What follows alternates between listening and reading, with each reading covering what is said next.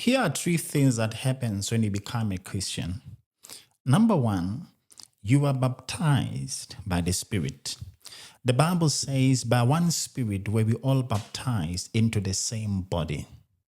You see, the reason for baptism is so that you can be cleansed, you may be washed. Think about it like this. When you become born again, the Holy Spirit comes upon you for the purpose of coming to live in you. Now he has to cleanse you. Like the Bible says that we are the temple of God. Now, in order for a person to become a temple of God or the temple of God, the Spirit of God has to cleanse that person so that that person can become a dwelling place of the Godhead. And that's what happens when you become born again. You are baptized by the Spirit for the purpose of being cleansed. The Spirit cleanses you, he washes you so that you can become his domicile. Like John will say in chapter 3, verse number 11 of the book of Matthew, he said, I indeed baptize you with water unto repentance. But he that cometh after me is mightier than I, whose shoes I'm not worthy to bear. He shall baptize you with the Holy Ghost and with fire. He's saying, I baptize you with water so that you may repent. But then there's one that is mightier than I. He will not baptize you with water. He will baptize you with the Spirit and with fire. So he's saying, I cleanse you with water so that you may repent. But there's one that is greater than I, and he will cleanse you with the Spirit and with fire. So that's the first thing that happens when you become born again. You are baptized by the Spirit. And then number two, you receive the nature of righteousness.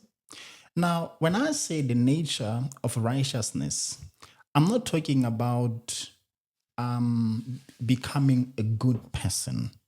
Because remember, I'm dealing with nature here, not the effects of a nature that you have. Like, let's make an example. A person is not a sinner because of their committing sin. A person is a sinner because of the nature of sin that indwells a man. And that's what happens when a person becomes born again. When a person becomes a Christian, you receive the nature of righteousness. And this nature of righteousness replaces the sinful nature that you were born with when you were born by your parents. The Bible says in 2 Corinthians 5:21, For he hath made him to be sin for us, who knew no sin, so that we might be made the righteousness of God in Christ, or in him. That's 2 Corinthians 5:21. So he's saying, he who knew no sin became sin. Now, he didn't say he became a sinner. He says he became sin.